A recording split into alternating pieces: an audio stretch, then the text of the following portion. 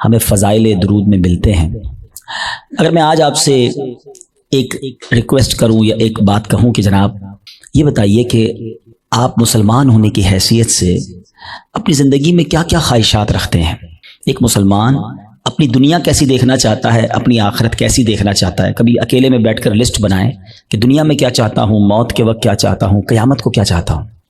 اور اب میں آپ کو کچھ مختلف حدیثوں کا یوں سمجھیے کہ مجموعہ کہہ لیں، عطر کہہ لیں، اس کا خلاصہ کہہ لیں، میں پیش کرنے جا رہا ہوں کہ درود پاک پڑھنے والے کو کیا کیا ملتا ہے۔ علماء بیٹھے ہیں، تقریباً ہر ہی میرے جملے کے پیچھے کوئی حدیث یا کوئی روایت ہوگی، تو آپ کو اندازہ ہو جائے گا کہ یہ کیسا کمال کا وظیفہ ہے۔ میں جو کہتا جاؤں دل خوش ہو تو سبحان اللہ کہتے جائیے گا۔ اگر آپ چاہتے ہیں کہ آپ کی روزی میں برکت ہو تو درود پاک پڑھیے۔ اگر آپ چاہتے ہیں کہ بیماریاں دور ہو جائیں تو درود پاک پڑھیے۔ آپ چاہتے ہیں آپ کی ٹینشن ریلیز ہو جائے، آپ درود پاک پڑھیے۔ آپ چاہتے ہیں ذلت و رسوائی سے بچیں تو درود پاک پڑھیے۔ آپ چاہتے ہیں آپ کی عزتوں میں اضافہ ہو جائے تو درود پاک پڑھیے۔ آپ چاہتے ہیں کہ مرتے وقت کلمہ نصیب ہو اور نبی پاک کا دیدار ہو جائے تو درود پاک پڑھیے۔ بلکہ آپ یہ چاہتے ہیں کہ قبر میں بھی نور مصطفیٰ سے میری قبر جگمگائے تو درود پاک پڑھیے۔ قیامت کے دن نبی پاک کے پرچم تلے اٹھنا چاہتے ہیں تو درود پاک پڑھیے۔ آقا کے ہاتھوں جام کوثر پینا چاہتے ہیں تو درود پاک پڑھیے۔ بلکہ سنیے، آقا کے ساتھ جنت میں داخل ہونا چاہتے ہیں تو درود پاک پڑھیے۔ مدینے جانا ہے تو درود پاک پڑھیے۔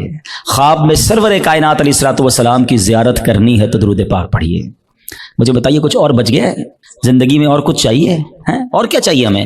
روزی میں برکت ہو، ذلت و رسوائی سے بچوں، بیماریاں اتر جائیں، ٹینشن ریلیز ہو، اللہ عزتوں میں اضافہ کرے، کلمے والی موت ملے، آقا کا دیدار ہو اور جنت میں بھی نبی پاک ساتھ لے جائیں، جب تک زندہ رہوں مدینے جاتا رہوں۔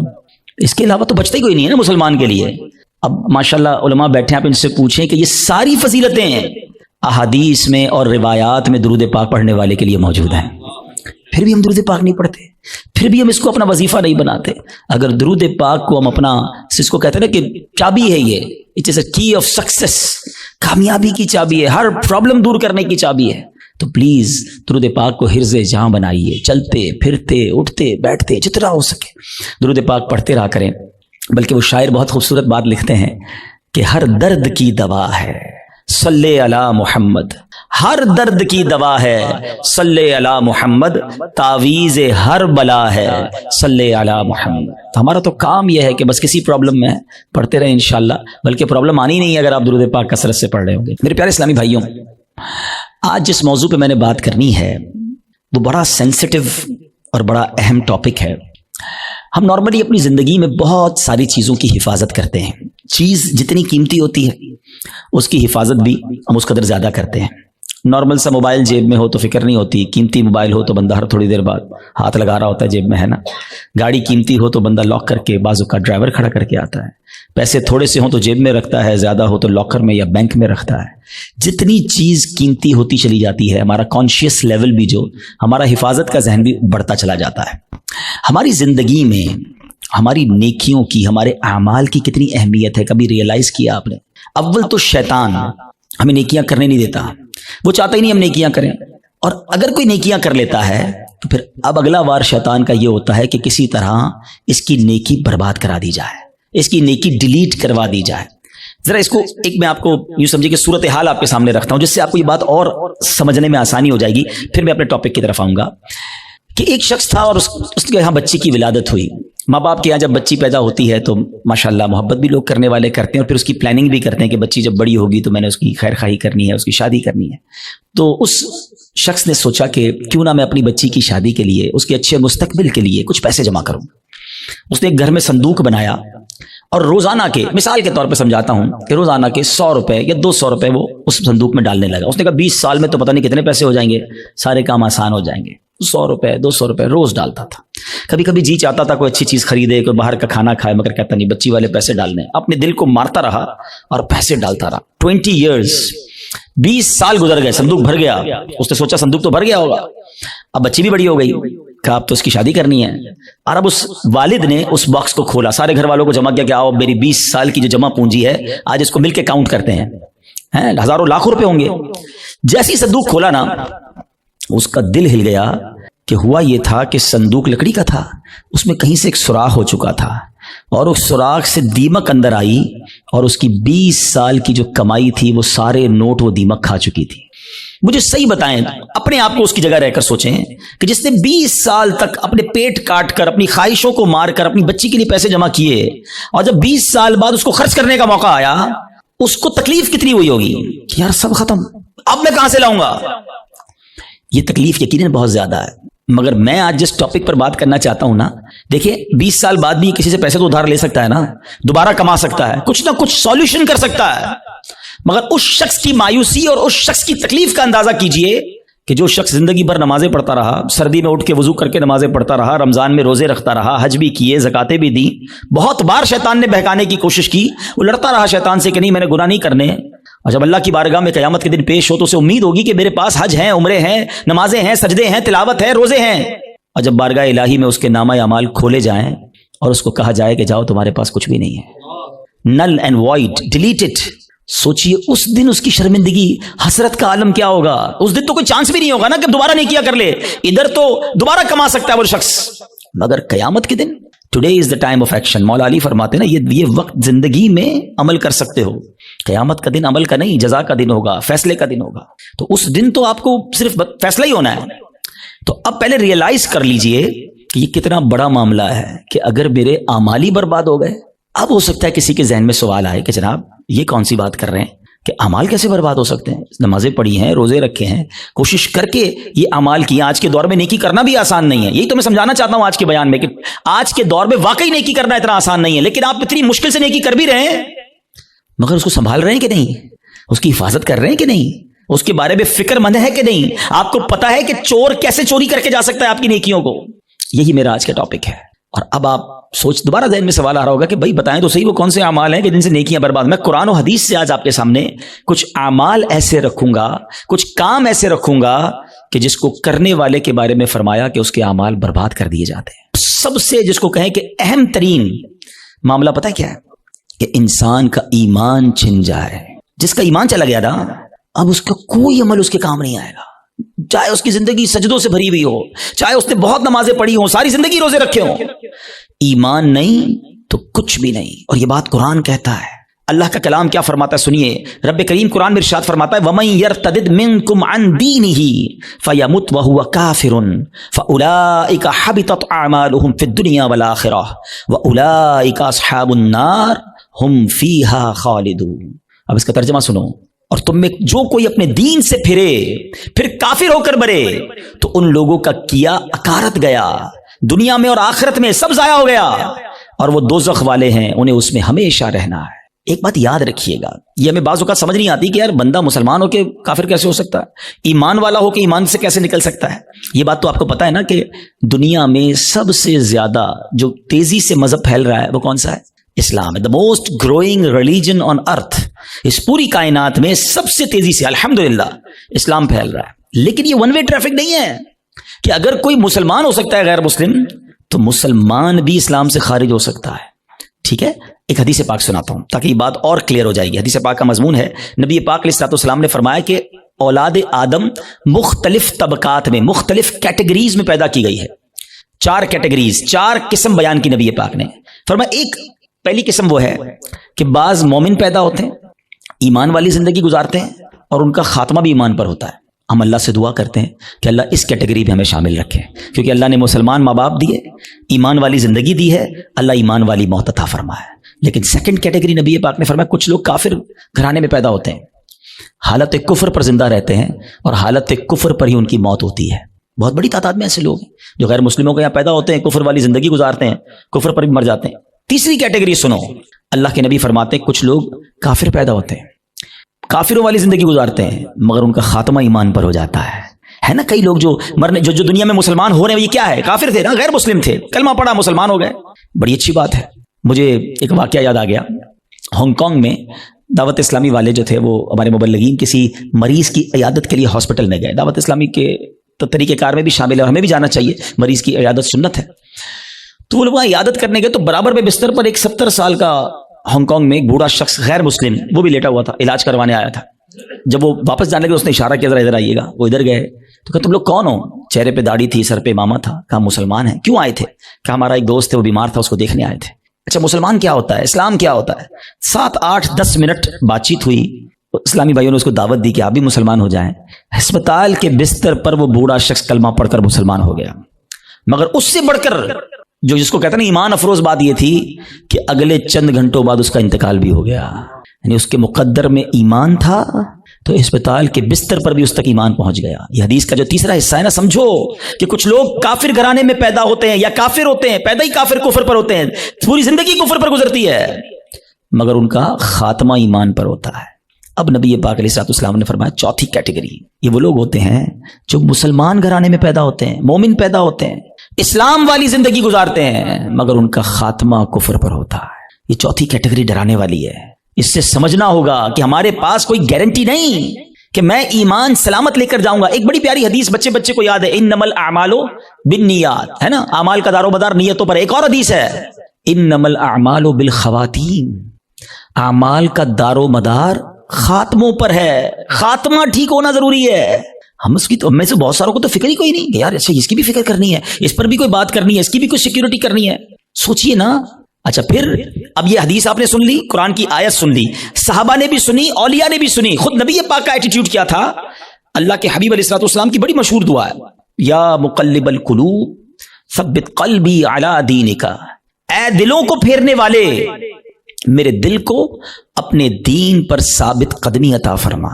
اللہ کے نبی دعا کر رہے ہیں جن کے صدقے میں دین ملا ہے. ہم تو نعت میں پڑھتے ہیں نا, تیرے صدقے میں آقا سارے جہاں کو دین ملا. وہ آقا دعا کر رہے ہیں کہ اے اللہ میرے دل کو تیرے دین پر ثابت قدمی عطا فرما.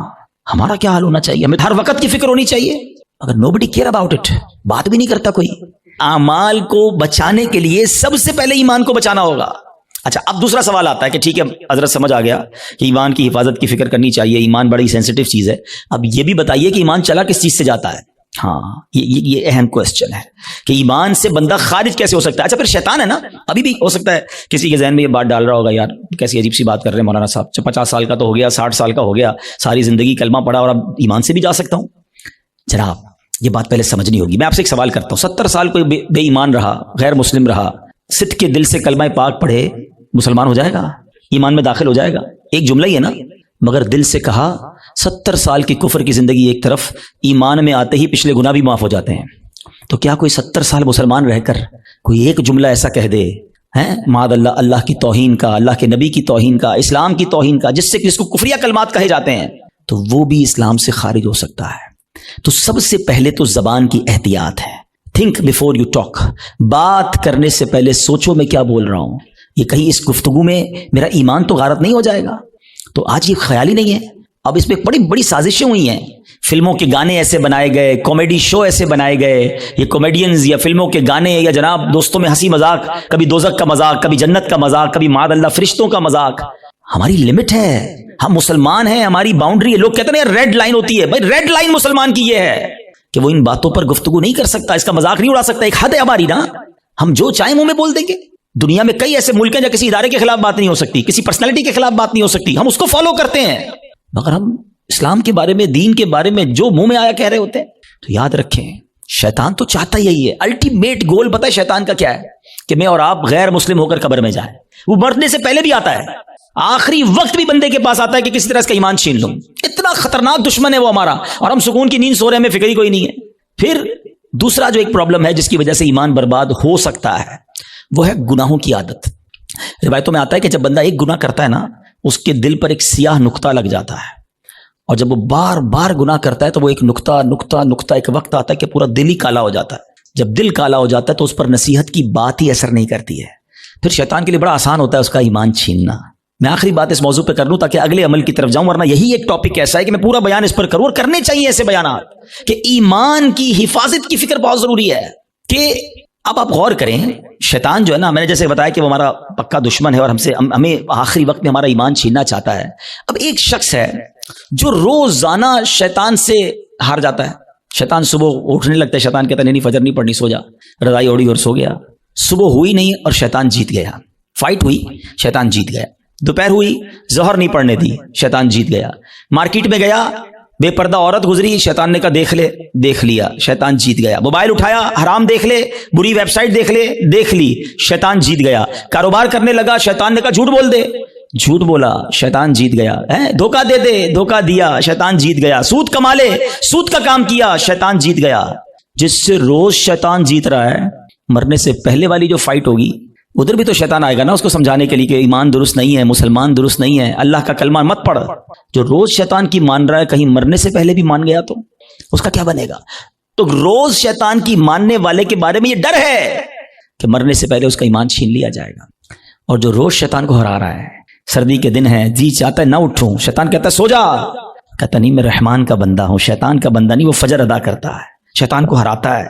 شیطان کہتا ہے حرام دیکھ، وہ نہیں دیکھتا، شیطان کو ہراتا ہے۔ شیطان کہتا ہے حرام کما، بڑے پیسے اس کام میں، وہ کہتا ہے نہیں حرام مجھے نہیں چاہیے، شیطان کو ہراتا ہے، بے پردگی سے اسے بچاتا ہے، وہ لڑتا ہے شیطان سے روزانہ۔ یہ فائٹ ساری زندگی رہے گی، یاد رکھو۔ اور جو روز شیطان سے لڑ رہا ہے نا، انشاءاللہ جب مرتے وقت شیطان اس کا ایمان چھیننے آئے گا نا، وہ ادھر بھی شیطان کی نہیں مانے گا، کلمہ پڑھ کر قبر میں چلا جائے گا۔ ہم بھول جاتے ہیں، وہ نہیں بھولتا، ہم سوتے ہیں وہ نہیں سوتا، وہ جاگ رہا ہے، وہ ہم پر حملے کر رہا ہے، باریک حملے کرتا ہے۔ تو پہلی بات آج سمجھ جاؤ کہ ایمان سلامت لے کر قبر میں جانا یہ ہمارا الٹیمیٹ ٹارگٹ ہونا چاہیے ایٹ اینی کاسٹ۔ اگر ایمان میرے ہاتھ میں نہیں رہا تو میں تو گیا نا۔ تو ہمیں اس کی فکر بھی کرنی ہے، اس کے لیے دعائیں بھی کرنی ہیں، ہماری نمازوں میں ہماری دعاؤں میں یہ شامل ہونا چاہیے۔ آپ بزرگوں کی دعائیں تو پڑھیں نا، نبی پاک کی دعائیں پڑھیں، ایمان کی سلامتی کا وہاں آپ کو ذکر ملے گا، ایمان کی حفاظت کا ذکر ملے گا۔ ہماری دعا کیا ہے؟ یا اللہ کاروبار میں برکت دے دے، صحت میں برکت دے دے، بڑا بنگلہ مل جائے، نوکری مل جائے۔ میں نہیں کہتا اللہ سے مت مانگو، اللہ کے سوا کس سے مانگیں گے؟ مگر آخرت بھی تو مانگو نا۔ قرآنی دعاؤں کو پڑھیں، اللہم ربنا آتنا فی الدنیا حسنہ، مگر فوراً کیا ہے؟ وفی الآخرۃ حسنہ، پھر آگے وقنا عذاب النار، ہمیں عذاب جہنم سے بھی بچا۔ تو اللہ کرے کہ ہم اپنے ایمان کی حفاظت کی فکر کرنے والے بن جائیں۔ ایک اور عمل، اللہ اکبر، وہ اتنا عام ہو گیا ہے کہ جس کی وجہ سے بھی اعمال برباد ہوتے ہیں، اور وہ عمل کیا ہے؟ حدیث پاک سناتا ہوں۔ اللہ کے حبیب علیہ الصلوۃ والسلام فرماتے ہیں، اور وہ عمل یہ ہے کہ بندہ کسی سے حسد کرے۔ اچھا، حسد نیکیوں کے ساتھ پتہ کیا کرتا ہے؟ نبی پاک فرماتے ہیں ایاکم والحسد فإن الحسد یأکل الحسنات کما تأکل النار الحطب۔ اللہ کے حبیب فرماتے ہیں حسد سے بچو، وہ نیکیوں کو اس طرح کھا جاتا ہے جیسے آگ خشک لکڑی کو کھا جاتی ہے۔ اب میں مثال دیتا ہوں، آپ نے لکڑی جلائی اور آگ جلائی اس پر، تھوڑی دیر بعد لکڑی کا کیا حال ہوگا؟ ختم نا، خاک ہو جائے گی۔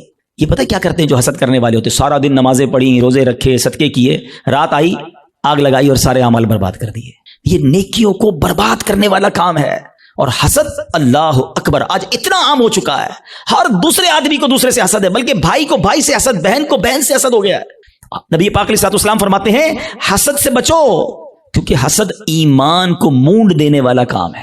ایک اور حدیث پاک میں آتا ہے حسد ایمان کو ایسے برباد کرتا ہے، حدیث پاک کا مضمون ہے جیسے سرکہ ایلوا شہد کو برباد کر دیتا ہے۔ اب سرکے کو شہد میں ڈالے، شہد کا کیا حال ہوگا؟ فرمایا یہ ایمان برباد کرنے والی بیماری ہے۔ مگر آج کوئی کسی کو خوشحال دیکھنے کے لیے تیار ہی نہیں ہے۔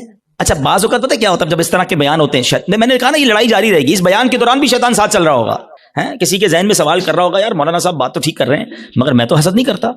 وہ آپ کو یہ سب کلیریفائی کر رہا ہے کہ بات ٹھیک ہے مگر میں تو حسد نہیں کرتا۔ نہیں، ایسے نہیں شیطان کو حملہ کرنے دیں گے، آج مقابلہ کریں گے انشاءاللہ، ٹھیک ہے؟ اب میں آپ کو کچھ سمٹمز بتاتا ہوں، کچھ نشانیاں بتاتا ہوں کہ جس کی وجہ سے آپ کو یہ ریئلائز ہوگا کہ میں حسد کرتا ہوں کہ نہیں کرتا۔ پہلے تو حسد کی تعریف کیا ہے یہ سمجھ لو۔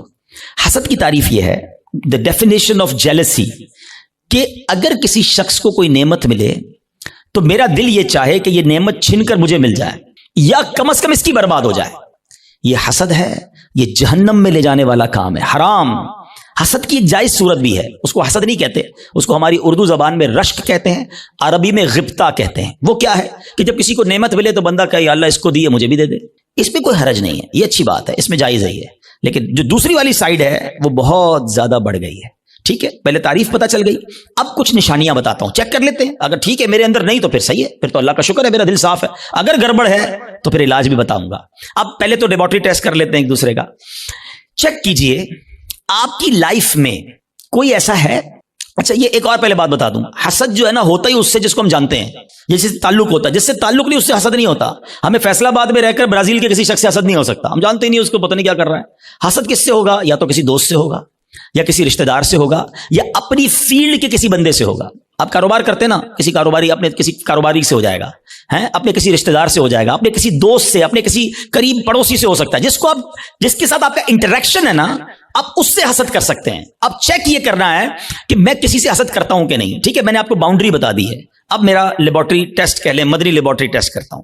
اب میں آپ کو 2-3 ایگزامپلز بتاتا ہوں. اپنے آپ سے خود ہی سوال کریں، مجھے جواب نہیں دینا، آپ نے اپنے آپ سے سوال کرنا ہے. پہلا سوال، دنیا میں کوئی ایک بندہ ایسا ہے، یا عورت بھی ہو سکتی ہے، رشتہ دار بھی ہو سکتی ہے، کہ یار جب بھی اسے کوئی خوشی ملتی ہے نا، نعمت ملتی ہے، ترقی ملتی ہے، دولت ملتی ہے، شہرت ملتی ہے، تو مجھے پرابلم ہوتا ہے، مجھے مزہ نہیں آتا. پہلا سوال اپنے دل میں جواب رکھیے گا، مجھے بس بتائیے گا. دوسرا سوال، کوئی ایسا ہے کہ جب اس کی تعریف میرے سامنے ہوتی ہے تو مجھے ذرا بھی مزہ نہیں آتا. میں کہتا ہوں کوئی اور بات کرو نا یار، اس کا ذکر کیوں کر رہے ہو؟ ہیں ایسا ہوتا ہے نا، کبھی کبھی ہمارے سامنے کسی کی تعریف کرتے ہیں، وہ بھائی نہیں یار ان کا کاروبار بہت آگے بڑھ گیا، یار وہ تو بڑے مشہور ہو گئے، ہاں ان کو تو بڑے لوگ عزت دیتے ہیں، یار اس کی بات چھوڑو، یار کوئی اور بات کرو. اگر کوئی ایسا ہے کہ اس کے بارے میں جب مجھ سے کوئی بات کرتا ہے اور یہاں پین فیل ہوتا ہے، میں بات بدلتا ہوں. دس از دا سیکنڈ کوسچن. ٹھیک ہے، یہ دوسرا ٹیسٹ ہے. اب تیسرا ٹیسٹ ہے، کوئی ایسا ہے کہ جب اس کا نقصان ہو جائے، بدنام ہو جائے، اس کا پیسہ برباد ہو جائے، معاذ اللہ اس کی فیکٹری میں آگ لگ جائے، اس کا گھر تباہ ہو جائے، یا اس کے گھرانے میں کوئی جھگڑا ہو جائے، اس کی فیملی تتر بتر ہو جائے، تو اندر ہی اندر خوشی ہوتی ہے، ہاں یار اب مزہ آیا، ہاں میں تو چاہتا یہی تھا یہ برباد ہو جائے. These are the 3 symptoms. یہ 3 سوال ہیں آپ سے، جواب مجھے کوئی نہ دے، اپنے دل سے پوچھو. اگر کسی کے بارے میں ان تینوں میں سے کوئی ایک بھی کیفیت ہے نا، تو پھر حسد اور کس کو کہتے ہیں؟ جناب آپ بیمار ہو چکے ہیں، ڈاکٹر کہتا ہے نا آپ کے ٹیسٹ کے بعد شوگر ہو گئی ہے بھائی، بلڈ پریشر ہو گیا، اب ہن احتیاط کرو، تو تسی ہن احتیاط کرو، تواڈے دل وچ حسد آ گیا ہے. اگر ان تینوں میں سے کوئی ایک بات کا جواب ہاں میں آ رہا ہے، اور کوئی بندہ یا کوئی رشتہ دار عورت یا فیملی کا کوئی ممبر ذہن میں آ رہا ہے، آپ کو پتا ہے اتنا مکار ہے شیطان، بہن کو بہن سے حسد کرا دیتا ہے. کیسے؟ ایک بہن خوشحال ہے اپنے سسرال میں، دوسری بیچاری غریب ہے، اب اس کے دل میں ڈال دے گا یہ ترقی کر رہی ہے، میں پیچھے رہ گئی، برباد. نیکیاں اچھا جس سے حسد کر رہے ہیں نا، ہم اس کا بگاڑ کچھ نہیں سکتے. ایک اور بات سن لینا، آج حسد اتنی خطرناک بیماری ہے کہ حسد ہو گیا تو جل خود ہی رہا ہوں میں، اس کا کچھ نہیں بگڑ رہا، وہ ترقی کیے جا رہا ہے، نہ رات کو نیند آ رہی ہے، اسی کے بارے میں سوچی جا رہا ہوں، دل الگ جل رہا ہے. قیامت کی آگ تو الگ ہے، ابھی سے دل جل رہا ہے. یہ اتنی خطرناک بیماری ہے. حسد کے دنیاوی سمٹمز بتاؤں آپ کو. ہمیں بہت سارے لوگ ملتے ہیں، آ کر کان میں کہتے ہیں، کبھی پرچی دیتے ہیں، نیند نہیں آتی، سکون نہیں ہے، میں سوچتا بہت ہوں. جس کو بھی یہ پرابلم ہے نا، چیک کر لے اس نے کسی نہ کسی کا حسد والا ہوا ہے، کیونکہ وہ ترقی کیے جا رہا ہے، تمہاری نیند اڑتی جا رہی ہے، تم سوچتے ہی اس کے بارے میں ہو. پرابلم ہوتی ہے یار، ایک اور فیکٹری، ایک اور بنگلہ لے لیا، ایک اور کوٹھی لے لی، ایک اور گاڑی لے لی. ارے بھائی لے لی تو تمہیں کیا پرابلم ہے؟ اتنی خطرناک یہ بیماری ہے کہ چین نہیں لینے دیتی بندے کو. یہ سوچئے گا، یعنی اس کے دنیاوی نقصان بھی ہے نا. میں اپنی فیملی سے ڈسٹرب ہو گیا، میں اپنی لائف سے ڈسٹرب ہو گیا، کیونکہ میں نے کسی کا حسد دل میں پال لیا.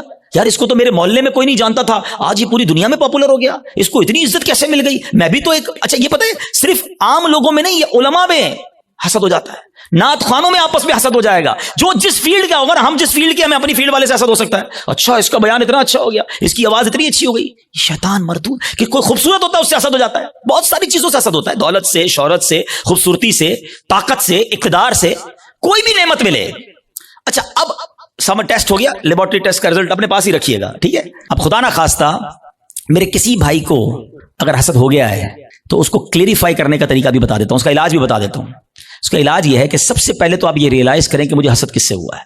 اچھا حسد کس سے ہوا اور کیوں ہوا ہے؟ کسی کے مال سے ہو جاتا ہے، کسی کی خوبصورتی سے ہو جاتا ہے، کسی کی شہرت سے ہو جاتا ہے، واٹ ایور کوئی ریزن ہوگا نا، وہ ریزن پہلے آپ ریئلائز کر لیں. پہلا طریقہ یہ ہے، پہلا علاج یہ ہے کہ آپ اللہ سے دعا کریں کہ اللہ میرے دل کو حسد سے پاک کر دے، میرے دل کو گندگی سے پاک کر دے، دل کی ساری بیماریوں سے پاک کر دے. ایک تو دعا ہے، اللہ کریم ہے، قبول فرما لے گا تو دل پاک ہو جائے گا. دوسرا دعا میں اس بندے کو بھی شامل کر لیں کہ اللہ اس کے مال میں اور برکت دے دے. اگر وہ اس کے حسن سے پرابلم ہے، اللہ اس کے حسن میں اور برکت دے دے. اس کی شہرت سے پرابلم ہے، اللہ اس کی شہرت میں اور برکت دے دے. ہاں ہے یہ تھوڑا مشکل، یہ اینٹی بائیوٹک ہے نا، علاج ہو رہا ہے نا. اب آپ جب کسی کے لیے دعا کریں گے نا، یا اللہ اس کے مال میں اور برکت دے دے، اور تھوڑے دنوں بعد آپ کو کوئی بندہ آ کے بتائے گا یار اس کی ایک اور فیکٹری لگ گئی، تو آپ کہیں گے میں بھی تو دعا کرتا تھا لگنی تھی فیکٹری. تیسرا طریقہ ایک اور ہے حسد سے نکلنے کا، کہ جس سے حسد ہوا ہے نا اس کو تحفہ دے. حدیث پاک کا مضمون ہے تحفہ دو محبت بڑھے گی. ہاں لیکن یہ بتا کے مت دینا کہ بھائی تیرے سے حسد ہو گیا تھا تحفہ لے کر آئے، مولانا صاحب نے کہا تھا، اور گل خراب ہو جائے گی، تو بتانا نہیں اس کو. ہاں بتانا چلے اس کو. اچھا ایک بات اور سمجھ لو آپ، جس سے حسد ہوا ہے نا اس کو کوئی پرابلم نہیں ہے، پرابلم مجھے ہے، ٹھیک مجھے ہونا ہے. اس کو تو شاید نیکیاں مل رہی ہوں گی اگر کوئی اس کے بارے میں غیبت کر رہا ہے، بدگمانیاں کر رہا ہے. ہمیں اپنا علاج کرنا ہے. میرے اعمال بڑے تھوڑے ہیں. وہ شاعر کہتے ہیں نفس بدکار نے دل پر یہ قیامت توڑی، عمل نیک کیا بھی تو چھپانے نہ دیا. ایک تو نیکی ہوئی نہیں، ہوئی تو بچائی نہیں. تو دو باتیں ہو گئی آج کے بیان میں، ایمان کی حفاظت اور اپنے آپ کو حسد سے بچانا ہے. ایک اور عمل بڑا خطرناک ہے اور اس کو شرک اصغر کہا گیا، اور وہ بڑا باریک ہے. شیطان کا ایسا خطرناک وار ہے کہ پتہ بھی نہیں چلنے دیتا. اور وہ ہے ریاکاری. اچھا ریاکاری کیا ہے؟ دکھلاوا.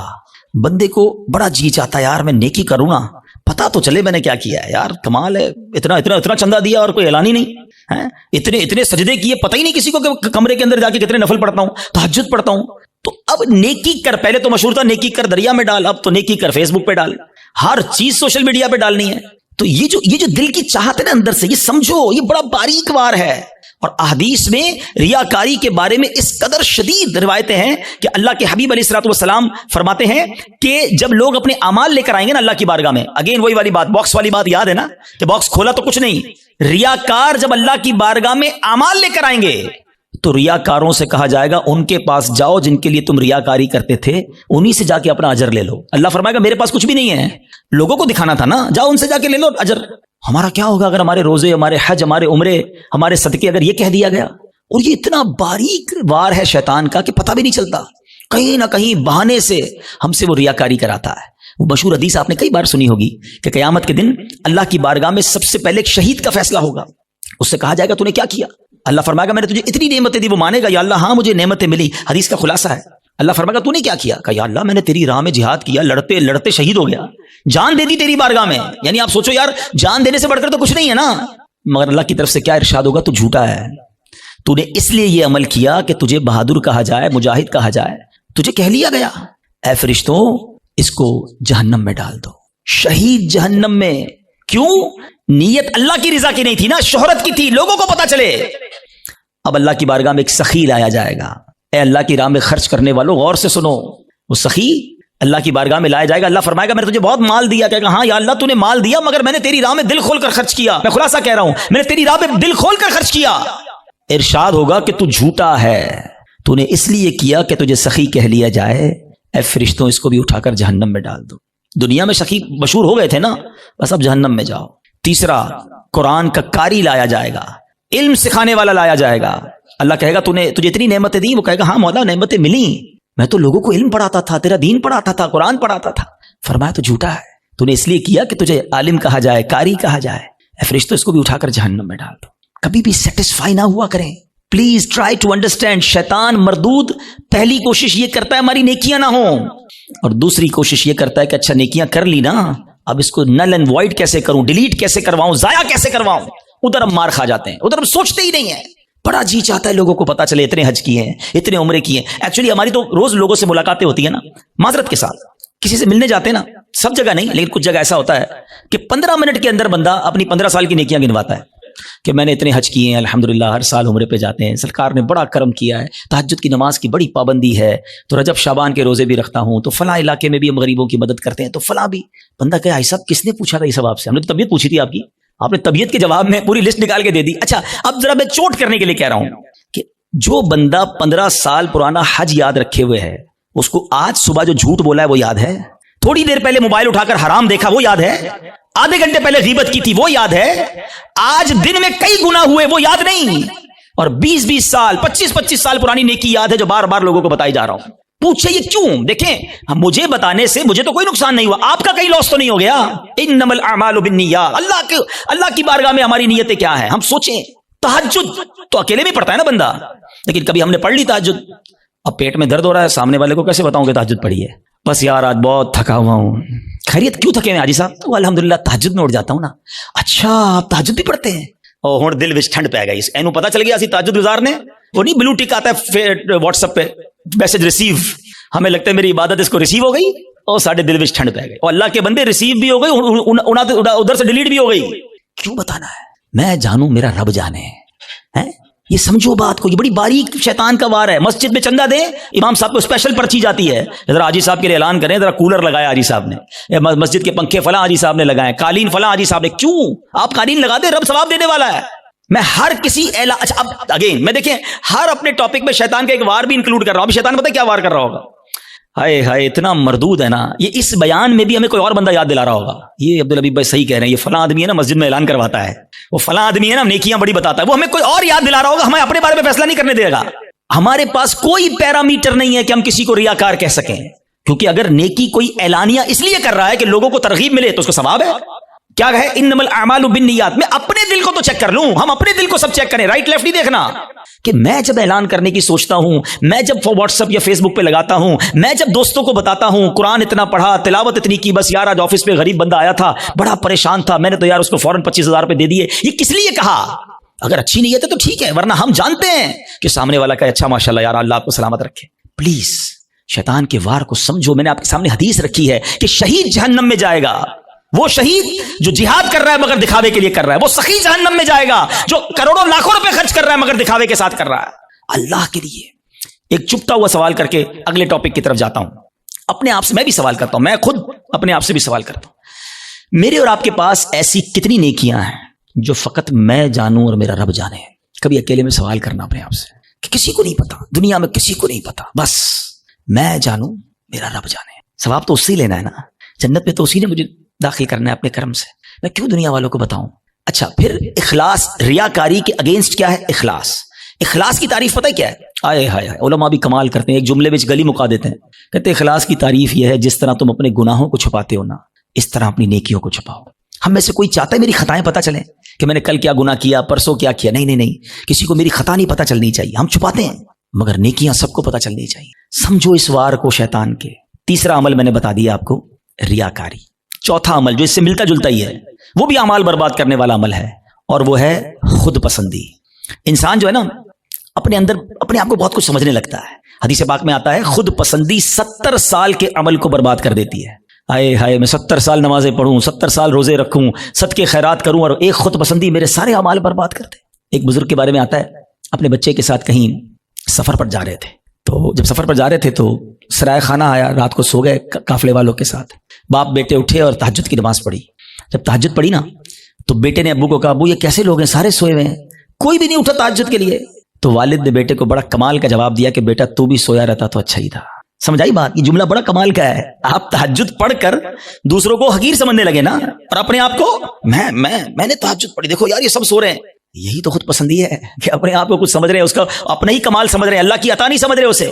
خود پسندی نہیں آنی چاہیے. 70 سال کے عمل برباد کرنے والا میں نے عمل آپ کے سامنے رکھا ہے. اب میں آخری بات, ایسے بہت سارے اعمال ہیں لیکن ظاہر ایک بیان میں سارے تو نہیں ڈسکس کر سکوں گا نا. میں کوشش کروں گا یا کوشش کر رہا ہوں کہ وہ اعمال زیادہ ڈسکس کروں جو بہت زیادہ پینیٹریٹ کر گئے, وہ ہمارے درمیان آ چکے ہیں اور ہماری نیکیاں برباد ہو رہی ہیں اس سے. Try to understand, try to secure your good deeds. اچھے اعمال کو بچانے کی فکر کرو نا, ہے ہی تھوڑے, اور وہ بھی برباد ہو گئے تو بنے گا کیا میرا. اور اب وہ کیا ہے, وہ قرآن کہتا ہے, وہ کیا ہے؟ قرآن کہتا ہے یا ایھا الذین آمنوا لا تبطلوا صدقاتکم بالمن والاذی. اے ایمان والو اپنے صدقے باطل نہ کرو احسان جتا کر اور تکلیف دے کر. یہ بھی بہت بڑا مسئلہ ہے. اول تو کسی کے ساتھ بھلائی کرنی نہیں ہے, اور بھلائی کر لی اب ساری زندگی اسے احسان جتانا ہے. یاد ہے نا میں نے نوکری دلائی تھی, بھول تو نہیں گیا؟ چپل پہن کر آیا تھا میرے پاس, اب گاڑی والا ہو گیا, بھول تو نہیں گیا میرا احسان؟ تیری بہن کی شادی تھی, میں نے اس کا جہیز دلوایا تھا, بڑا آدمی ہو گیا لیکن یاد ہے نا میں نے تیرے کو لون دلوایا تھا. توبہ توبہ توبہ. سوچو کبھی زندگی میں احسان جتانے والے مت بننا. میری اور آپ کی اوقات کیا ہے؟ اگر میں نے کسی کے ساتھ بھلا کیا, میں نے اللہ کی راہ میں خرچ کیا تو یہ رب نے دیا نا. میں خدا کی قسم کئی بار یہ بیانات میں جملہ کہا ہے کہ یار جب بھی اللہ کی راہ میں دو نا, کسی غریب کی مدد کرو, کسی صدقے کی جگہ پر دو, مسجد میں دو, واٹ ایور, اللہ کی راہ میں خرچ کر کے اللہ کی بارگاہ میں ایک سجدہ بھی کیا کرو. اللہ تیری مہربانی, تو نے دینے والا بنایا, مجھے مانگنے والا نہیں بنایا ہے. آج میرا کوئی ملازم, میرا کوئی غریب رشتہ دار میرے دروازے پر آ کر کہے کہ بھائی جان میری بچی کی شادی ہے اور مجھے فرنیچر چاہیے, ہم احسان جتائیں گے؟ سوچو میں بھی کسی کے دروازے پر کھڑا ہو سکتا تھا, مجھے آج اللہ نے دیا ہے نا, اگر نہ دیا ہوتا تو میں بھی اپنی بچی کی شادی کے لیے کسی کے دروازے پر کھڑا ہوتا, میں بھی کسی دوست کے پاس جاتا کہ ماں ہاسپٹل میں اور علاج کے پیسے نہیں ہیں. یہ صرف میرے رب کی مہربانی ہے کہ لوگ میرے پاس آ رہے ہیں اور میں انہیں دے کر جتاؤں گا. نہ کرو ایسا, اللہ کے لیے مدد کیا کرو, اللہ کا شکر بھی ادا کیا کرو. یہ سارا صدقہ ضائع ہو جائے گا. آپ مسجد میں دے کر, مدرسے میں دے کر, دینی کاموں میں دے کر رسید بھی لے لیں, مگر رسید تو رہ جائے گی, ثواب چلا گیا اگر آپ کی نیت دکھاوے کی ہے, آپ کی نیت اللہ کی رضا کی نہیں ہے. اس صدقے باطل ہو جائیں گے. قرآن کہتا ہے نا. میں جب بھی یہ بات بیان کرتا ہوں مجھے ایک واقعہ یاد آ جاتا ہے کہ ایک بار میں بزنس مین ہے, ان کے گھر گیا, کافی بڑا ان کا بنگلو ہے. ہم بیٹھے تھے تو ان کا ملازم چائے لے کر آیا. جیسی ملازم آیا نا چائے لے کر, تو اس شخص نے پتہ ہے کیا کیا؟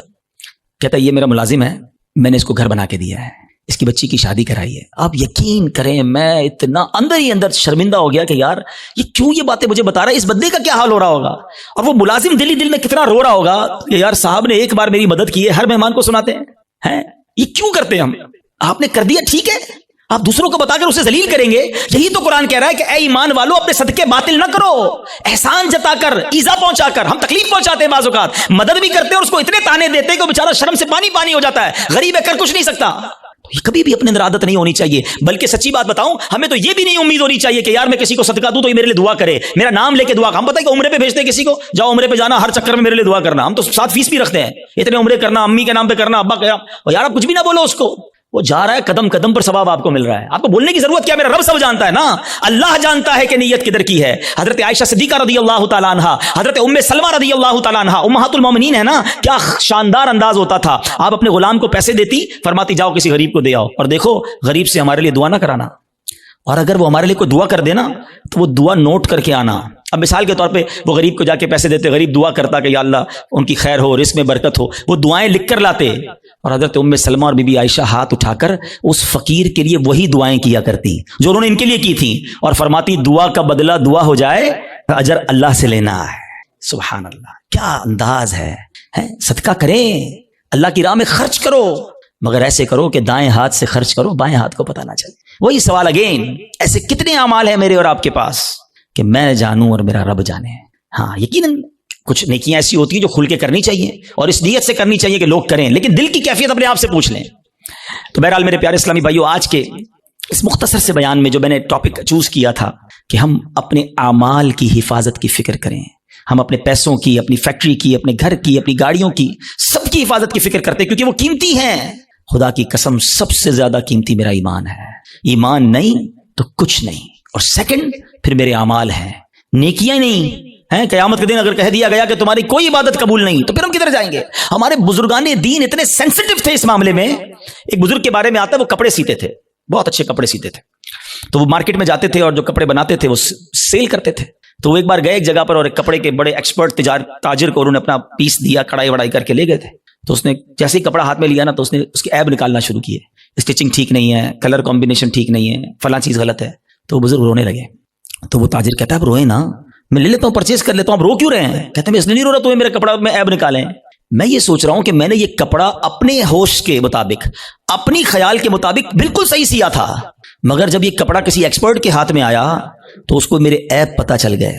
میں نے اپنی سوچ سے نمازیں ٹھیک پڑھی ہیں, اپنے حساب سے صدقے ٹھیک کیے ہیں, میں نے عمرے اور حج ٹھیک کیے ہیں, لیکن قیامت کے دن جب یہ اعمال اللہ کی بارگاہ میں پیش ہوں گے اور ادھر سے کہہ دیا گیا تیرے سجدوں میں اخلاص نہیں ہے, تیرے صدقوں میں اخلاص نہیں ہے, تیری عبادت میں ذوق نہیں ہے, تیری نیتیں اچھی نہیں ہوں گی, تو میرا کیا بنے گا؟ اس طرح وہ سوچتے تھے.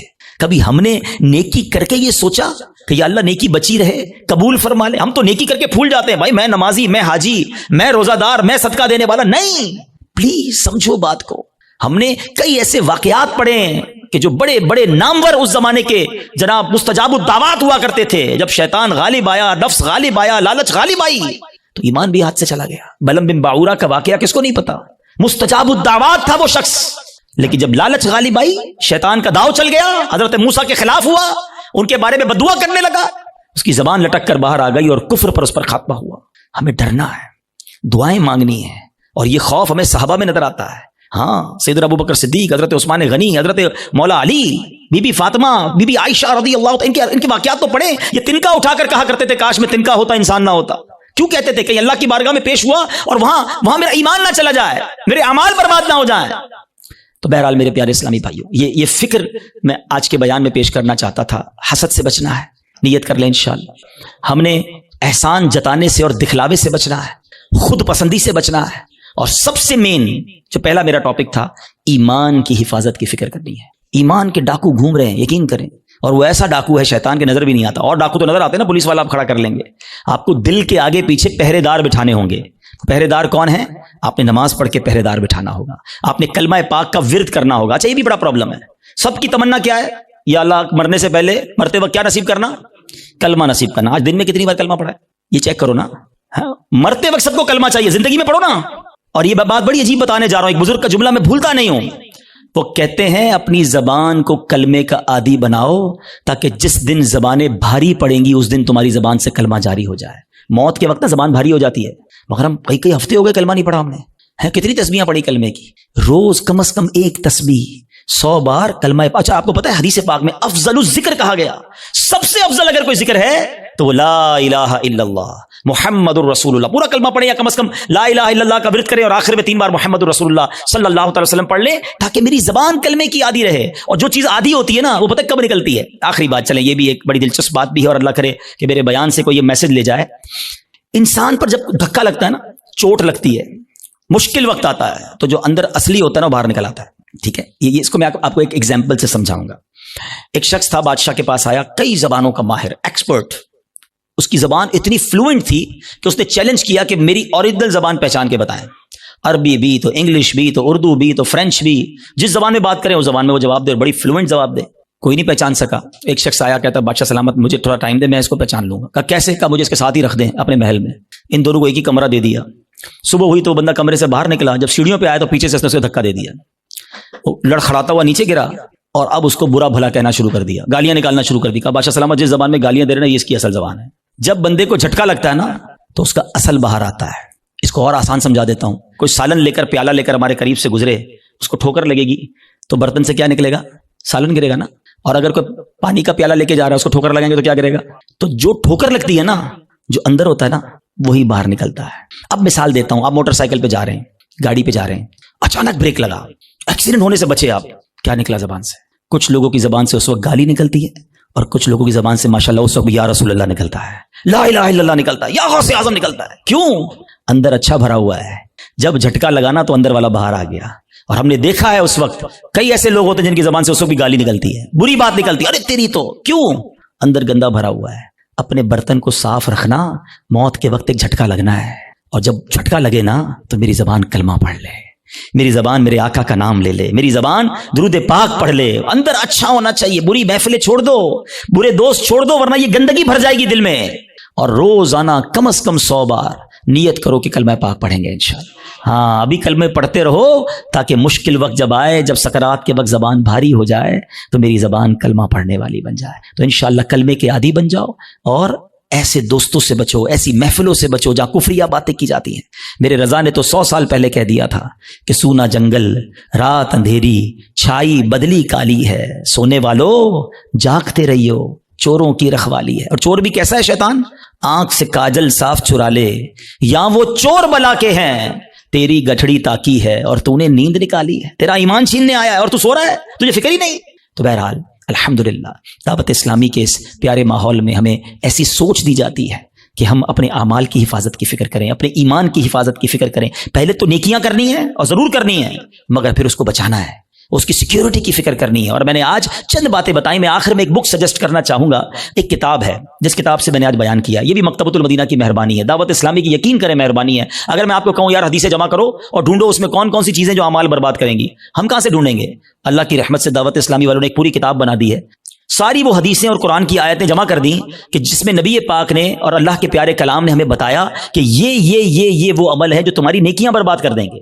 وہ کتاب لیں، اس کو پڑھیں. تو بہرحال آج انشاءاللہ یہ آپ نے اور میں نے عزم کر کے جانا ہے، اب شیطان کو نیکیاں نہیں برباد کرنے دوں گا. ایسے کیسے برباد کر دے؟ تو اتنی مشکل سے نیکی کماؤں اور میری برباد کر دے ایک جھٹکے کے اندر. آپ کے پیسے کو چھین لے، کتنا برا لگتا ہے کہ یار میں آج سارا دن محنت کر کے اپنے بچوں کے لیے پیسے کما کے آؤں اور رات کو آؤں اور اپنے پیسوں کو آگ لگا دوں. کوئی نہیں کرنے دے گا. یہ ہم حسد کر کے نیکیوں کو آگ لگا دیتے ہیں.